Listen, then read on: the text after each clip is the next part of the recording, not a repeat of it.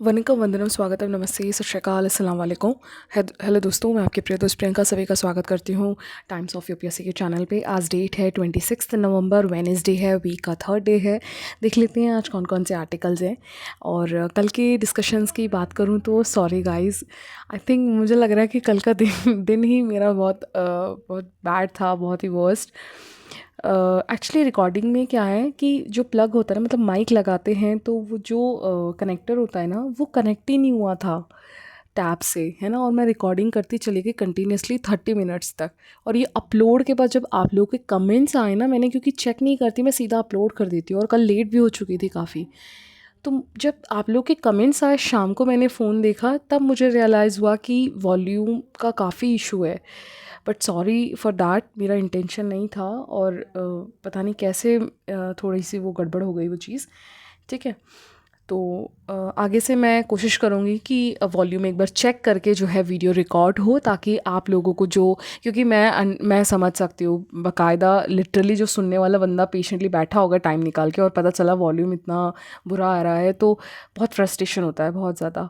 I understand that. Okay, next time से नहीं होगा, तो हम इस चीज़ पे काम करेंगे। ठीक है, मैं वॉल्यूम चेक करके रिकॉर्ड जो है वीडियो अपलोड कर दिया करूँगी। ठीक है, तो आज देख लेते हैं कौन कौन से आर्टिकल्स हैं। तो सबसे पहले जो है, देखिए कल 26 नवंबर था, तो कॉन्स्टिट्यूशन डे था, है ना। तो उसी पे ही आज राइटर्स का काफ़ी आर्टिकल है। ठीक है, तो पीछे आइडिया पेज से कॉन्स्टिट्यूशंस पे ही है, इसलिए मैंने उसको ज़्यादा नहीं लिया। आज मेजर इश्यूज़, नए नए इश्यूज़ कुछ आए हैं, देख लेते हैं क्या क्या है। तो सबसे पहले है, देखिए आपको पता होगा कि पिछले 1-2 साल से ही ना अडानी ग्रुप के ऊपर काफ़ी ज़्यादा एलिगेशंस लगाए गए हैं। इवन एलिगेशंस क्या, काफ़ी सच्चाई भी है उसमें, है ना। तो यहाँ पे क्या है, अभी सेवी के इवन जो मेन हेड थे उन पे भी एलिगेशंस लगाया गया था। तो यहाँ पे अभी रिसेंटली बात क्या है, इशू क्या है, अभी यूएसए का ना प्रोसिक्यूटर है, ठीक है। उन्होंने अडानी के ग्रुप पे जो है, और अडानी, मिस्टर गौतम अडानी और उनके जो नेफ्यू हैं, उनके ऊपर चार्जेस लगाए हैं इस बात के कि अडानी ग्रुप ने ब्राइब देकर यानी जो पैसा देकर क्या करा है, कॉन्ट्रैक्ट लिया है और फॉर्जरी करी है। एक्चुअली मुद्दा क्या है मैं बताती हूँ आपको। देखिए क्या होता है, रिन्यूएबल एनर्जी का प्रोजेक्ट है, ठीक है।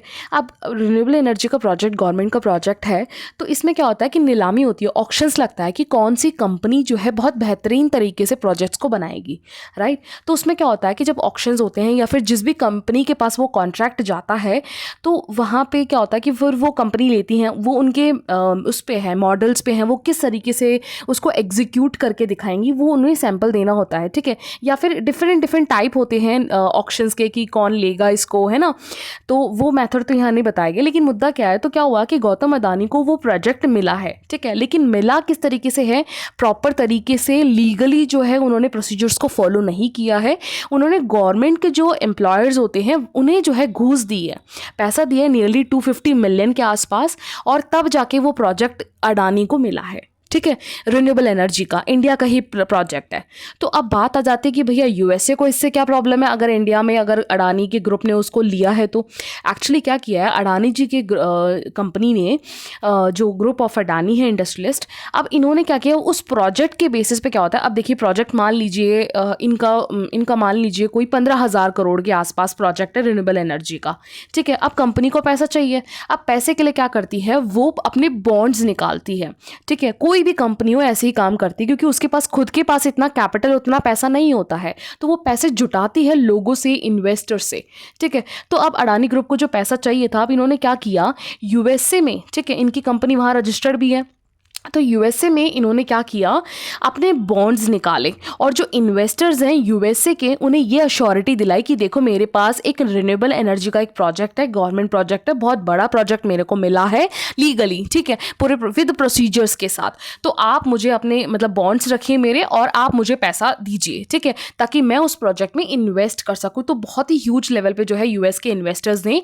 इस गौतम अडानी की ग्रुप में जो है इन्वेस्ट किया है। तो यहाँ पे इसी चीज़ को जो है यहाँ पे यूएस के प्रोसिक्यूटर्स पे उनके द्वारा एलिगेशंस लगाया गया है कि एक्चुअली जो अडानी जी का जो प्रोजेक्ट है ना वही फ्रॉड है, वही जो है इन्होंने अपने लीगली सिस्टम में जो है करप्शंस दे कि वो प्रोजेक्ट को इंडियन गवर्नमेंट ऑफिशियल से लिया है, ना कि लीगल प्रोसीजर्स को क्रॉस करके लिया है। ठीक है, तो इस वजह से यहाँ पे एलिगेशंस लगाए हैं। तो इसी वजह से ये पूरा ओवरऑल वापस से न्यूज़ में आ गया अडानी ग्रुप का। ठीक है, तो यहाँ पे एक बार राइटर जो है अडानी ग्रुप्स का थोड़ा सा इंट्रो बता रहे हैं कि देखिए इंडिया की अगर हम बात करें, ये ग्रुप बहुत बड़ा एक मेजर रोल प्ले करता है इंडियन इकोनॉमी में, क्योंकि ये इंडिया का बिगेस्ट और मोस्ट इन्फ्लुएंशियल कॉर्पोरेट एंटिटीज़ है। देखिए जैसे क्या है, अडानी ग्रुप्स खुद अकेली एक कंपनी ना कम से कम पूरे ओवरऑल जो है अपने कंपनी से 46,000 लोगों को, और टोटल रेवेन्यू जो है ये 3 ट्रिलियन पर एनुअल है ना। और इसका देखिए मेन मोटिव ही फिजिकल इंफ्रास्ट्रक्चर पे ज़्यादा से ज़्यादा इन्वेस्टमेंट करना है। ठीक है, और अगर अभी इंडिया में इसकी वर्थ बताएं तो अडानी ग्रुप्स जो है नियरली कम से कम इंडिया के 30% पोर्ट को अपने कंट्रोल में रखती हैं, 23% एयरपोर्ट्स इनके कंट्रोल में है, 20% ऑफ सीमेंट जो बिजनेस है वो भी अडानी ग्रुप्स के में ही होता है। ठीक है, और अभी जो है कोल फायर पावर जनरेशन भी इंडिया का जो है लार्जेस्ट प्राइवेट प्लेयर ये इन्हीं के पास है। ठीक है, तो ये बहुत ही बड़ा ग्रुप है इंडिया में जो बिजनेस में जो बहुत बड़े स्पेशली फिजिकल इंफ्रास्ट्रक्चर्स में अपना इन्वेस्टमेंट रखते हैं। ठीक है, तो यहाँ पे एलिगेशंस देखिए पहली बार तो नहीं है, आपको पता अभी एक साल पहले जो है यूएस की शॉर्ट सेलर हिंडनबर्ग के द्वारा जो है सीधा ब्रेजर स्टॉक मैनिपुलेशंस का एलिगेशंस अडानी के ग्रुप में लगा हुआ था। अब वापस से यूएसए में ही जो है यूएस के प्रोसिक्यूटर्स के द्वारा इनके ऊपर जो है ब्राइबरी का जो है चार्जेस लगाए गए हैं।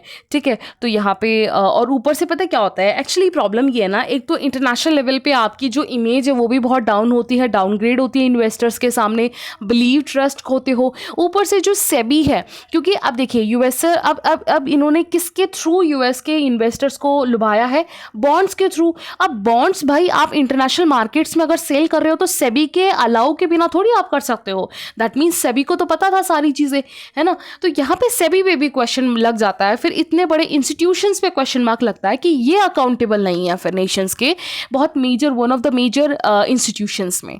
ठीक है, तो यही जो है पूरा आर्टिकल है यहाँ पे। ऑल्दो यहाँ पे अब वही है 75th कॉन्स्टिट्यूशन के डे पे अगर हम ऐसे भी एलिगेशंस हमें फेस करना पड़ रहा है तो ये बहुत बहुत गंभीर इशू है, इस पे गवर्नमेंट को देखना चाहिए। और अभी क्या है यहाँ पे एक्चुअली कंटेक्स्ट यहाँ पे राइटर बताना चाह रहे थे क्योंकि विंटर सेशन शुरू हो गया है तो इस तरह के एलिगेशंस को पार्लियामेंट में उठाने की ज़रूरत है यहाँ पे। तो ठीक है, यही आर्टिकल में राइटर ने जो है बताया है। ठीक, आई थिंक आपको ये इशू समझ में आ गया होगा।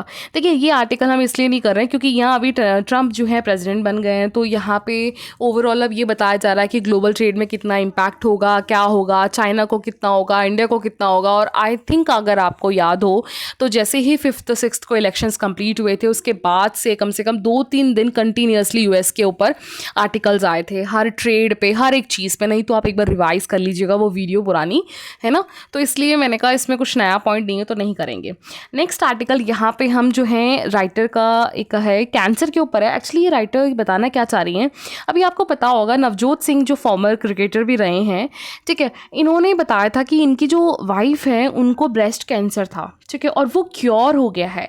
ठीक है, देखो भगवान भला करे, ठीक है, क्योंकि कैंसर एक ऐसी इतनी बड़ी डिजीज़ है किसी को भी ना हो, दुश्मन को भी ना हो, और अगर ये क्योर हो गए तो बहुत अच्छी बात है।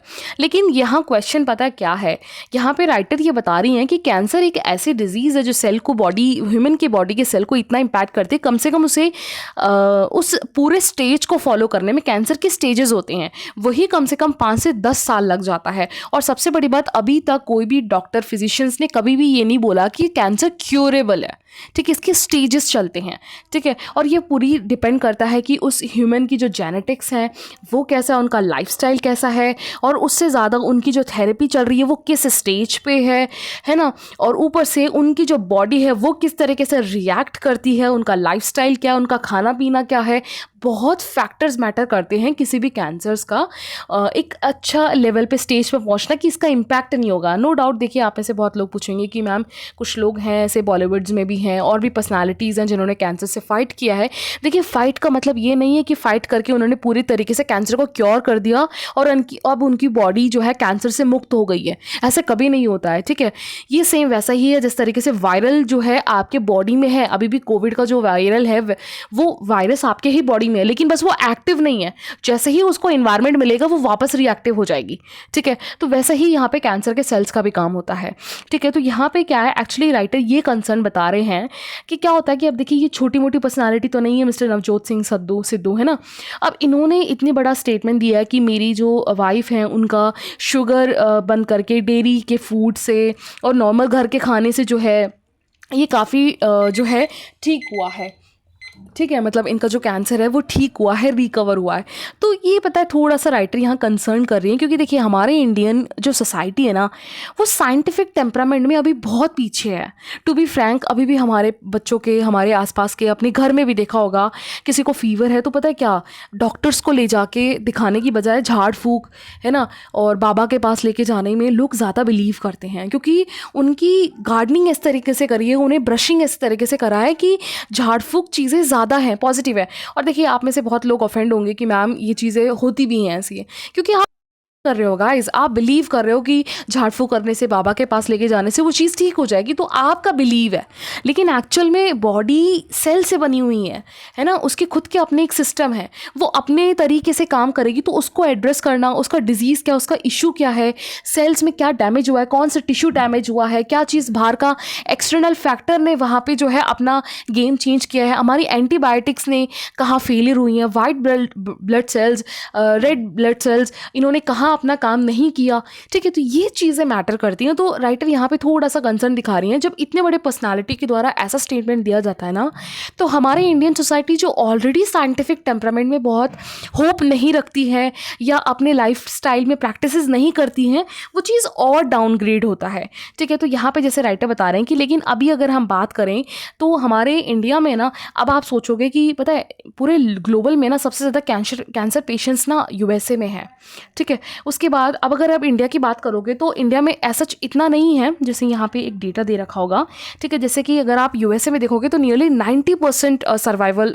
है वहाँ पे, और नियरली 66% हमारे इंडिया में है। तो आपको लगेगा कि शायद मैम इंडिया में तो बहुत कम है। एक्चुअली इंडिया में पेशेंट्स कम नहीं, लोगों को पता नहीं है, लोगों को अवेयर नहीं है, लोगों को अवेयरनेस नहीं है। आप सोचो, लोगों को पता ही नहीं होता, कितने सारे पेशेंट्स ऐसे हैं रूरल लेवल पे, इवन अर्बन एरिया में भी, क्योंकि उन्हें पता ही नहीं था, उन्हें लगा नॉर्मल कोल्ड है, कफ है, बॉडी वीक हो रही है एज के हिसाब से, खाने की वजह से, और पता चलता है वो कैंसर है, और लास्ट स्टेज में जाके वो एड्रेस करते हैं, वो भी हॉस्पिटल ले जाने के बाद।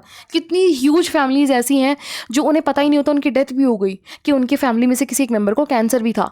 तो यहाँ ये बात नहीं है कि आपके इंडिया में कम है, अवेयरनेस नहीं है, लोग एड्रेस नहीं करते हैं इस इशू को, ठीक है। तो ये चीज़ है। लेकिन यहाँ जो है राइटर ये बता रहे हैं कि लेकिन पहले के कंपैरेटिवली अगर आप देखोगे ना तो ये परसेंटेज बढ़ गया है ना। और इसका मतलब ये नहीं है कि आपके यहाँ बीमारी बढ़ रही है, इसका मतलब ये है कि लोग एड्रेस कर रहे हैं इस चीज़ को कि ये इस तरीके से इशू है हमारे बॉडी में।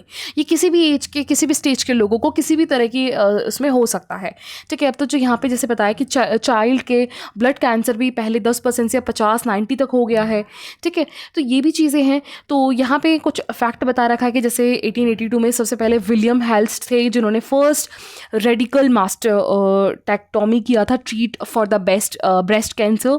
इसके अलावा फर्स्ट कीमोथेरेपी जो है 1943 में हुआ था, रेडिएशन थेरेपी जो है 1900 में हुआ था, ठीक है। और अभी तक हमारे ओवरऑल इंडिया के अंडर में अगर आप बात करोगे या फिर ओवरऑल बात करोगे तो यहाँ पे ऑल ओवर की 2016 से 2020 के बीच में ना 24.5 बिलियन का कैंसर के लिए जो है इन्वेस्टमेंट किया जा चुका है, ठीक है। क्योंकि देखिए कोई भी चीज़ ना, इन्वेस्टमेंट या किसी भी चीज़ पे फोकस लोगों का तब बढ़ता है जब लोग अवेयर होते हैं, है ना। अवेयरनेस है, ऐसा नहीं है कि वो चीज़ एग्जिस्ट नहीं कर रही, एक्चुअली अवेयरनेस के बाद ही आपको पता चलता है कि वो चीज़ तो बहुत पहले से एग्जिस्ट कर रही थी, क्योंकि अब आप अवेयर हो गए, अब आपको पता चला है कि इसके क्या क्या कॉज हो सकते हैं, इसके रीजंस क्या हैं, इसको रेमेडीज़ किस तरीके से की जा सकती है, ठीक है। तो अब ये चीज़ें हैं, और बाकी तो इसमें ऐसा बताया नहीं है। बाकी इम्पॉर्टेंट ये डेटा था थोड़ा सा, और ये वाला था, और मतलब मेन डिस्कशन था कि थॉटफुल है एक ये। बाकी तो चलते हैं आगे। बाकी देखिए आपको पता होगा कि इनकम टैक्स डिपार्टमेंट के द्वारा अभी पेन 2.0 स्कीम्स निकाला गया है। क्या है एक्चुअली, ये 10 digital alpha numeric permanent account number होता है। ये जो पेन कार्ड है, मैं बता देती हूँ आपको। देखिए, ये हमारा नॉर्मल पैन कार्ड है, ठीक है। आपको पता है यहाँ पे होल्डर का नाम होता है, उनका जो सरनेम होता है, फिर उनकी डेट ऑफ बर्थ है, फिर उनको पेन नंबर दिया जाता है, ठीक है। तो यहाँ पे उनका साइन होता है, फ़ोटो है और ये स्टैम्प है इंडियन गवर्नमेंट का। अब जो नया पेन 2.0 बनेगा ना, उसमें एक चीज़ जो नया है ना, वो है QR कोड आएगा, ठीक है। यहाँ पे आप देखिए हर चीज़ में आपका QR कोड आने लगा है, ठीक है। QR कोड क्या करेगा, आपकी सारे ट्रांजेक्शन्स की जो हिस्ट्री है ना, आपने कहाँ लोन लिया, कितना दिया, ये सारी चीज़ें आपके इस QR कोड में होगा, ठीक है। अब बहुत ज़्यादा अपडेटेड होगा। और अब जो है आपके इसके लिए आपको नया कार्ड नहीं बनवाना पड़ेगा। जैसे यहाँ पे ये एक कार्ड है किसी का, तो देखिए यहाँ पे जैसे ये मोनिका महादेव शिंदे हैं, ठीक है। इनको एक नंबर दिया जाता है, पेन नंबर होता है, ठीक है। ये 3, इसको है ना अल्फ़ा न्यूमेरिक बोलते हैं, क्योंकि इसमें अल्फ़ाबेट्स भी होते हैं और न्यूमेरिक्स भी होते हैं, है ना। तो ये जो स्टार्टिंग के 3 नंबर हैं, ये तो आपका पेन कार्ड जो है कैपिटल जैसे AAA से लेकर ZZZ तक जो है डिस्ट्रीब्यूट होता है हर एक कैंडिडेट्स का अलग अलग। तो इनका जो है EJA आया है, ठीक है। और पहला जो P है, ये P डिनोट करेगा इंडिविजुअल को, ठीक है। इसमें P और T आता है। T तो होता है ट्रेडर्स के लिए और P आता है इंडिविजुअल, जैसे आप, मैं, ठीक है, हम लोग नॉर्मल, है ना। और इसके बाद जो इनका S है, ये S सिंबल होता है इनका जो सरनेम होता है, ठीक है। उसके बाद ये नंबर्स हैं और ये M जो है इनका पेन के अकॉर्डिंग है ये, ठीक है। तो ये अब चीज़ें क्या है, अब देखिए मेन चीज़, जैसे आपके पास भी पेन कार्ड है, मेरे पास भी है, सबके पास है, तो अब ये नंबर चेंज नहीं होगा, ठीक है। इसको ऑनलाइन आप अपडेट कर सकते हो, बस आपको एक नया कार्ड मिल जाएगा विद द QR कोड के साथ, ठीक है, थोड़ा अपडेट फॉर्म में। एक तो ये चीज़ है। दूसरी बात जो है इसमें, इसके अलावा क्या होता है, जो ट्रेडर्स होते हैं ना, जैसे चालान भरना होता है, ठीक है, तो उन चीज़ों वो लोग क्या करते हैं, यहाँ पे अभी जैसे अभी आपका ये पेन कार्ड है, आप पेन कार्ड क्यों यूज़ करते हो, ताकि आपको एग्जेम्प्ट मिल सके। जैसे अगर आप 49,000 से ज़्यादा आप अपने अकाउंट में डिपॉजिट कर रहे हो, तो आपके पास पेन कार्ड होना चाहिए, है ना। लाखों में अगर आपको ट्रांजेक्शन करना है तो आपको पेन कार्ड होना चाहिए, तो उसी चीज़ के लिए हम पेन यूज़ करते हैं। सेम वैसे ही जो है यहाँ पे हम जैसे TDC है, TDS है, ये चीज़ें यूज़ करी जाती है। ये TAN है जो कि चालान वगैरह के लिए यूज़ किया जाता है, ट्रेडर्स यूज़ करते हैं अपने सर्टिफिकेट्स को निकलवाने के लिए। तो अभी इस 2.0 में क्या होगा ना, इन सबको एक साथ मर्ज कर दिया जाएगा पेन 2.0 के अंडर में। दैट मीन्स एक पेन में ही ये सारी इंफॉर्मेशंस आपस में होगी। क्योंकि अभी तक क्या हो रहा था ना, इन तीनों का पोर्टल भी अलग था, E-फिलिंग, TLS पोर्टल और प्रोटेंट E-गवर्नेंस पोर्टल, ठीक है। हर एक इंडिविजुअल के लिए अलग होता था, ट्रेडर्स के लिए अलग होता था, कोई चालान है, सर्टिफिकेट निकालना है, तो ये सारी चीज़ें अलग अलग काम होती थी। तो यहाँ पे डिपार्टमेंट्स के द्वारा, IT डिपार्टमेंट्स के द्वारा यहाँ पे इन सबको मर्ज कर दिया जाएगा, ठीक है। तो ये एक मेन जो है चेंजेस है इस पेन 2.0 में। लेकिन हम जैसे आपके पास इंडिविजुअल आप हो, मैं हूँ, हमें नया कार्ड मिलेगा लेकिन नंबर वही होगा, ठीक है, बस QR कोड ऐड हो जाएगा उसमें, ठीक है। तो ये एक है। इसके अलावा यहाँ पे एक आर्टिकल देखिए क्लाइमेट चेंज पे है, ठीक है। क्लाइमेट चेंज पे एक जैसे वही है कि हमने कल परसों भी डिस्कस किया था कि आपको पता है अज़रबैजान के बाकू में अभी मीटिंग 22 को ख़त्म हुई है, जिसमें फाइनली डिसाइड हुआ है कि भैया, ऑल्दो सबको उम्मीद थी कि कम से कम 1 ट्रिलियन तक ये बोलेंगे, क्योंकि 2009 में जाके पेरिस क्लाइमेट जो कॉप का मीटिंग थी 2009 में हुई थी, उसी में माना गया था, उसी में एक्सेप्ट किया गया या प्लेड्ज लिया गया कि जो डेवलपिंग नेशंस हैं वो सारे मिलकर डेवलप्ड नेशंस को भैया हर साल जो है 100 मिलियंस देंगे, 100 बिलियंस देंगे, ठीक है, हर साल। और ऐसे करते करते 2025 तक दिया जाएगा। लेकिन यहाँ जो है शायद ही कोई साल है जो हर 100 बिलियन दिया हो, ठीक है, शायद ही कोई साल। 2022 था जिसने इस चीज़ को पूरा किया, उसके बाद बाकी कोई भी साल नहीं दिया गया है। लेकिन अभी यहाँ इन्होंने बोला कि जिस हिसाब से इन्फ्लेशन बढ़ रहा है, जिस हिसाब से टेक्नोलॉजी की कॉस्ट है, तो यहाँ पे ये 100 बिलियन से कुछ नहीं होने वाला है, आपको पैसा का जो लेवल है वो बढ़ाना होगा। तो यहाँ उम्मीद थी कि जो कंट्रीज़ हैं डेवलपिंग नेशंस को कम से कम ये 100 ट्रिलियन तो करेंगे, या फिर सॉरी 1 ट्रिलियन तो करेंगे। लेकिन फाइनली क्या डिसाइड हुआ, 300 बिलियन ही, ठीक है। और सबसे बड़ी बात पता है क्या है, ये अब अभी से शुरू नहीं करेंगे, ये 2035 के बाद से करेंगे ये 300 बिलियन देना, ठीक है। तो इससे बहुत ज़्यादा लोगों के बीच में जो है नाराज़गी है। इसी वजह से यहाँ पे जो है कोरिया में भी काफ़ी और बहुत सारे कंट्रीज़ में जो है इस चीज़ का अगेंस्ट किया जा रहा है, ठीक है। और इसीलिए देखिए यहाँ पे जैसे बैनर में आप देख सकते हो ट्रिलियन नॉट बिलियन, है ना। और यहाँ पे क्योंकि ट्रिलियन अभी तो कम से कम 700 बिलियन और चाहिए, ठीक है, 700 बिलियन और चाहिए, तो बहुत ही ह्यूज गैप है अभी। तो उसी के बारे में यहाँ पे बताया गया। और बाकी ये सारा जैसे ही पूरा हमने बहुत बार डिस्कस किया कि हमारा जो UN framework convention on climate change है 1994 से अडॉप्ट हुआ, क्योटो प्रोटोकॉल आया 1997 में, जिसमें सबसे ज़्यादा ह्यूज चेंज था कि हम ग्रीन हाउस गैस के एमिशंस पे काम करेंगे। ठीक है, और अब जाके यहाँ पे अमाउंट की बात हो रही है, तो यहाँ पे डेवलप्ड नेशंस जिन्होंने पिछले 200 साल से एक्सप्लॉइट किया कोल और इंडस्ट्रियलिस्ट को बढ़ाया, इंडस्ट्रीज बढ़ा के क्लाइमेट चेंज में इतना बड़ा ह्यूज कंट्रीब्यूशन करके आज डेवलपिंग नेशंस में कंट्रीब्यूशन करने में ये बैक ऑफ कर रहे हैं। ठीक है, तो इसी चीज़ पे पूरा आर्टिकल है, ऐसा कुछ नया पॉइंट नहीं है। ठीक है, इसके अलावा एक आर्टिकल यहाँ पे देखिए, कल 75th एनिवर्सरी थी हमारे कॉन्स्टिट्यूशन असेंबली की। तो यहाँ पे जो है हमारी जो प्रेसिडेंट है, ठीक है, मिस मुर्मू, द्रौपदी मुर्मू, तो उन्होंने एड्रेस किया हमारे प्रेसिडेंट असेंबली हॉल में कितनी सारी फीमेल्स थी। ठीक है, तो टोटली 299 मेंबर्स थे कॉन्स्टिट्यूशन असेंबली में, उसमें से 15 मेजरली लीडिंग फीमेल्स थी।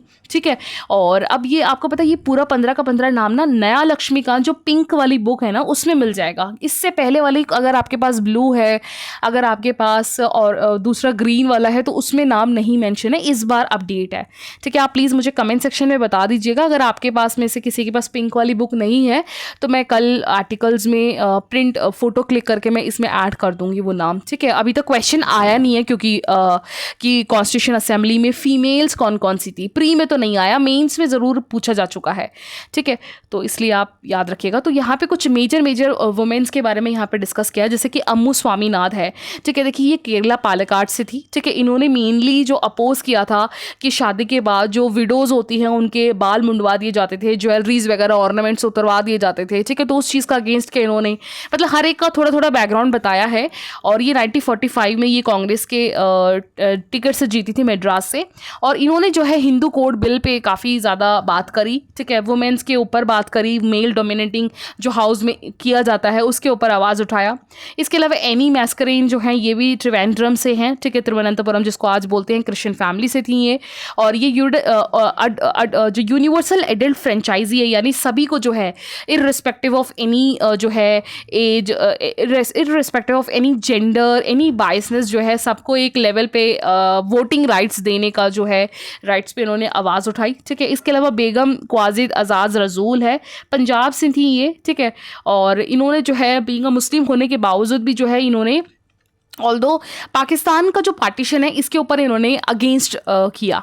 इनका कहना ये था, मिस्टर अजीज़ रसूल का इनका कहना था कि अगर पाकिस्तान बट गया ना तो जो एलीट लोग हैं ना उनके लिए तो फ़ायदा है पाकिस्तान का बनना, एक न्यू कंट्री का बनना, लेकिन जो डिप्राइव्ड सोसाइटी है, जो लोग नीचे तबके के लोग हैं मुस्लिम कम्युनिटी में, उन लोगों के लिए ये बहुत बड़ा एक डिज़ास्टर होगा।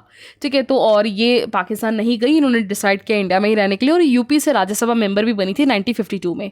ठीक है, इसके अलावा दक्षियानी वेलायुधन करके हैं, ये भी जो है कोच्चि से थी, केरला से थी, और ये एक फर्स्ट वुमेन, दलित वुमेन थी जो ग्रेजुएट हुई थी साइंस से, और फर्स्ट वुमेन थी कोच्चि से जो लेजिस्लेटिव काउंसिल में भी इलेक्ट हुई, पुलैया कम्युनिटी से थी। इन्होंने मेनली क्योंकि देखिए ये डिप्रिवाइड कम्युनिटी जो सोसाइटी से बनाया हुआ उस कम्युनिटी बिलोंग होने की वजह से इनमें एक बहुत बड़ा एक एग्रेशन था कुछ ना कुछ करने का। और इन्होंने इवन पता है अंबेडकर जी ने जब ये सपोर्ट किया था कि क्लासेस बंटवारा होना चाहिए, तो उसका इन्होंने अगेंस्ट भी किया था। ठीक है, और इसके अलावा जो है कास्ट के बेसिस पे जो रिजर्वेशन वगैरह थी उस पर इन्होंने सपोर्ट नहीं दिया। और यहाँ पे जो है नेक्स्ट है रेणुका रॉय, ये प्रभा जो कि बांग्लादेश से थी, ऑल्दो आज बांग्लादेश है, उस समय कैलकाटा प्रेसिडेंसी था। ठीक है, और इन्होंने भी जो है सेंट्रल लेजिस्लेटिव में ये इलेक्ट होके आई थी। ठीक है, और ये वुमेन ऑल्दो ये वुमेन रिजर्वेशन पे सपोर्ट नहीं करती थी। उनका कहना ये था कि अगर आप वुमेन को रिजर्वेशन दोगे ना तो ये उसकी कैपेबिलिटी पे क्वेश्चन मार्क उठाने के बराबर है। ठीक है, तो ओवरऑल यहाँ पे एक चीज़ हमें देखने को मिलता है, आप समझ रहे हो, देखिए यहाँ पे कोई क्रिश्चियन है, कोई मुस्लिम है, कोई अलग कम्युनिटी से है, कोई केरल से है, कोई तमिलनाडु से, कोई पंजाब से है, तो सोचिए कितना। और वुमेन्स, ऐसा नहीं है कि इंडिया में वुमेन्स का रिप्रेजेंटेशन नहीं रहा है, लेकिन नो डाउट एक चीज़ जो कॉमन है ना इन सारी फीमेल्स में, इनका फैमिली सपोर्ट बहुत रहा है गाइस, आप खुद देखिए, है ना, फैमिली अच्छे खासे, इन्होंने सबने पॉलिटिकली पार्टिसिपेशन किया है। मुझे नहीं लगता कि जितना इन्होंने पार्टिसिपेशन किया इसका इतना रेशो भी आज हमारे पॉलिटिकल पार्टिसिपेशन में फीमेल का दिखता है ना। तो ये एक बहुत ही अच्छा आर्टिकल था। ठीक है, तो ओवरऑल ये आर्टिकल्स थे। Thank you.